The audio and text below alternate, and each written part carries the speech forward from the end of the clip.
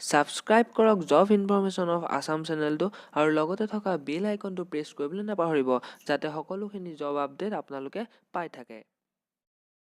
বন্ধুসকল, national health মিছনত অসমৰ কাৰণে আকৌ ৰিক্ৰুইটমেণ্ট ওলাইছে আৰু পোষ্টটো হৈছে মেলেৰিয়া টেকনিকেল ছুপাৰভাইজাৰ MTS আৰু তাৰ কাৰণে সৰ্বমুঠ 64টা পদ খালী হৈ আছে আৰু ইয়াৰ লাষ্ট ডেট হৈছে 22/2/2019 তাৰিখ।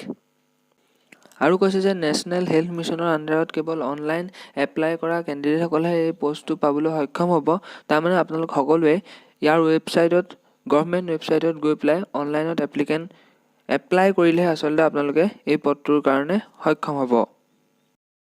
আৰু কৈছে যে graduate in science for biology stream or any graduate with science subjects in 12 class HSSLC.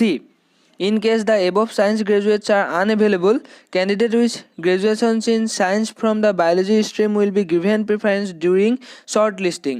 মানে কৈছে যে তেওঁলোক কেণ্ডিডেটসকল বায়'লজি ষ্ট্ৰীমৰ দ্বাৰা গ্ৰেজুৱেট হ'ব লাগিব, নহ'লে বা বেলেগ ছায়েন্স ছাবজেক্টৰ দ্বাৰা গ্ৰেজুৱেট হ'লেও হ'ব।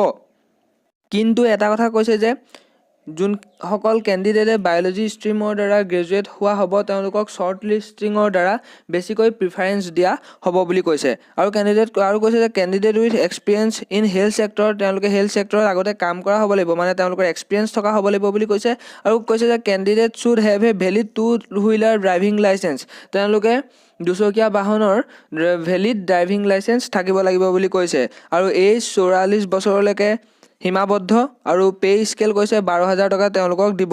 আৰু how to apply, candidate have to apply online the NHM মানে নেশ্যনেল হেল্থ মিছন, তেওঁলোকে আসাম ৱেবছাইট মানে তেওঁলোকৰ গভৰ্ণমেণ্টৰ যোনটো ৱেবছাইট আছে তাত গৈ পেলাই অনলাইন এপ্লাই কৰিবলৈ কৈছে। আৰু মই আপোনালোকক কৈছিলোঁ যে লাষ্ট ডেট হৈছে 22 ফেব্ৰুৱাৰী 2019। ইয়াতো কৈছে যে online applications will be receive টিল 22 ফেব্ৰুৱাৰী 2019। আৰু যদি আপোনালোকৰ কিবা সবিশেষ জানিবলগীয়া আছে আপোনালোকে গভৰ্ণমেণ্টৰ এইটো ৱেবছাইটত গৈ আপোনালোকে স্ক্ৰীণত দেখা ৱেবছাইটটোত গৈ পেলাই সকলোখিনি কথা বিতংভাৱে জানিব পাৰিব।